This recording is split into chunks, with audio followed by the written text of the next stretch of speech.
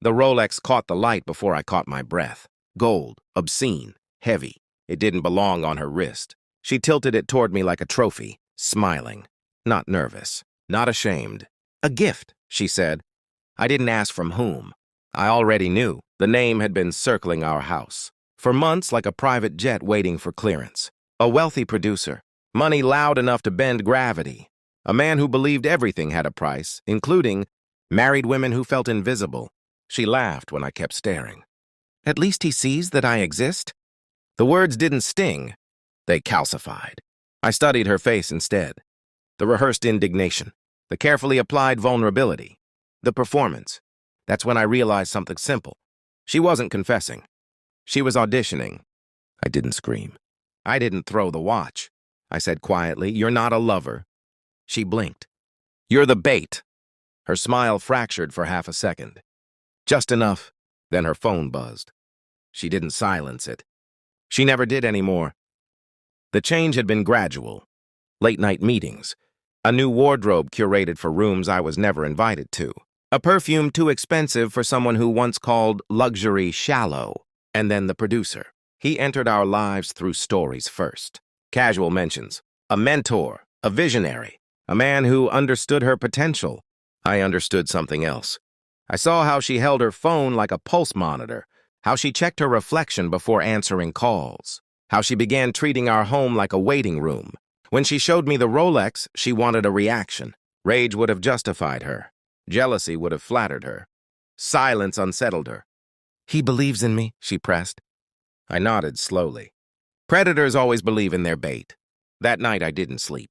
I watched the ceiling and replayed the past year like edited footage. Moments I had dismissed now rearranged themselves into clarity. She hadn't fallen in love. She had been selected. And she had agreed to be useful. The producer was known for launching careers, for financing dreams, for discarding people once the novelty faded. She thought she was special. I knew she was temporary. But betrayal doesn't need romance to hurt. It only needs intention, and hers was deliberate. I didn't confront her. I prepared. I accessed what she thought I didn't understand. Contracts. Transfers, messages hidden under professional language. I knew enough about men like him. Wealth doesn't seduce. It acquires. I checked phone records. Dates matched his private events. Her retreats aligned with his overseas shoots. I hired someone quiet, discreet, efficient. Photos arrived in stages. A hand on her lower back. A dinner table overlooking water that wasn't ours. The Rolex appearing in public before she ever showed it to me. Evidence doesn't shout. It accumulates. Meanwhile, she played house. She asked about groceries. About my mother's health. About Thanksgiving. Thanksgiving? 3 days before the holiday, my phone rang. My daughter-in-law. "If you want to join Thanksgiving, come wash the dishes," she shouted, laughing on speaker. I heard my wife in the background, amused. A small humiliation, public, casual. I said one word. "Enjoy." And I hung up.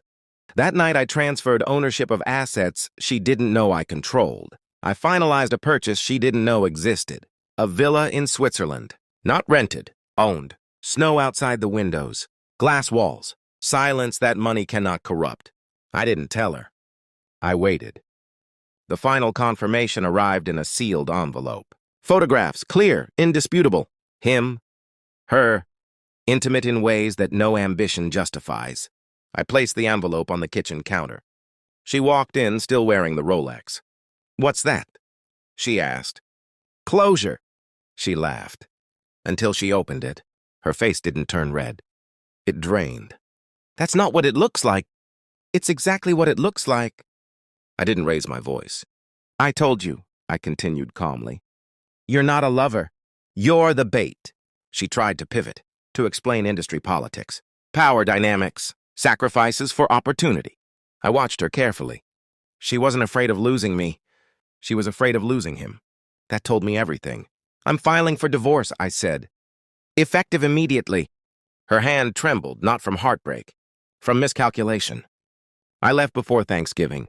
No arguments, no theatrics, just absence. 3 days later, I posted a single photograph. The Swiss villa, snow falling like ash, a glass of wine on a marble table, the Alps behind me, serenity purchased in silence. No caption. My phone rang 71 times. Her number. My son's. My daughter-in-law's. Voicemails shifted in tone. From mockery to confusion to desperation. Why didn't you tell us? Are you serious? Can we talk? She finally texted. Where are you? I replied with one image. The Rolex receipt. Not his. Mine. Purchased years ago. Registered in my name. I had left it in a safe deposit box she never knew existed. The producer's gift. A counterfeit. Cheap gold plated over insecurity. She had humiliated herself for imitation. I crushed her greed without lifting a hand, because the producer vanished when the scandal reached him. He blocked her, disassociated, replaced. She wasn't special. She was disposable. And now she had nothing. Switzerland is quiet in winter, the kind of quiet that forces honesty. I stood by the window the night the divorce finalized. No celebration, no bitterness, just clarity. I replayed her words. At least he sees that I exist? She was wrong. He saw opportunity. I saw truth. Betrayal doesn't destroy you. It reveals who was already hollow. The Rolex had glittered, but gold is soft metal. Pressure reshapes it. And I applied pressure. My phone hasn't rung in weeks. I don't block numbers anymore. I simply don't answer. Because revenge isn't shouting. It's silence. And I've never felt louder.